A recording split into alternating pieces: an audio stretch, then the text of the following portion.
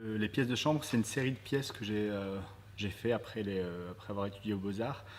où je voulais travailler sur des performances scéniques, mais qui prennent un vocabulaire qui nous viendrait du cinéma, donc dans le montage.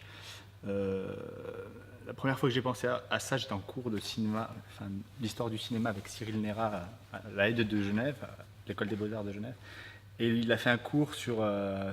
Deleuze dans lequel il disait que ce que le théâtre avait à apprendre du cinéma, c'est la dissociation entre le son et l'image. C'est le fait qu'on puisse travailler sur l'un sans faire forcément influer sur l'autre, ou l'utiliser en tout cas, artistiquement parlant. Et donc j'ai réfléchi dans une des résidences, j'ai invité des architectes à réfléchir avec moi à cette question. On a créé une scénographie qui est en fait un dispositif scénique dans lequel les acteurs jouent à l'intérieur d'un espace, d'un appartement, d'une chambre, d'un salon, et le public assiste à la représentation depuis l'extérieur à travers des vitres sans teint. Des vitres donc, qui n'ont qu'un seul angle de vue, c'est-à-dire que les acteurs ne voient jamais le public, alors que le public voit toujours les acteurs. Et donc c'est un dispositif dans lequel les acteurs jouent, mais dans un jeu très proche d'eux-mêmes, c'est-à-dire que ce n'est pas un jeu de projection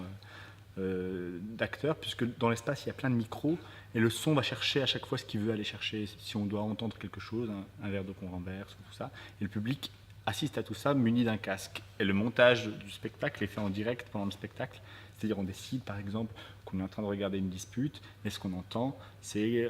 le verre d'eau qu'on est en train de renverser, ou alors on décide de ne plus rien entendre, ou alors on décide d'entendre le son avant de voir l'action, donc de travailler sur qu'est-ce que c'est, à quel moment on assiste à quelque chose qui serait le réel, et qu'est-ce que c'est qu'une fiction en fait. Et donc c'est un projet dans lequel on a fait deux opus et on en a préparé un troisième. Donc le premier opus c'était Sarah Kane, où on travaillait sur la question du huis clos,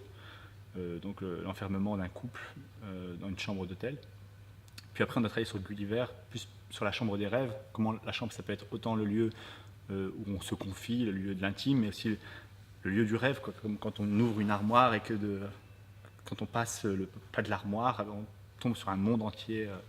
qui s'ouvre à nous. Et puis là, on prépare mesure pour mesure,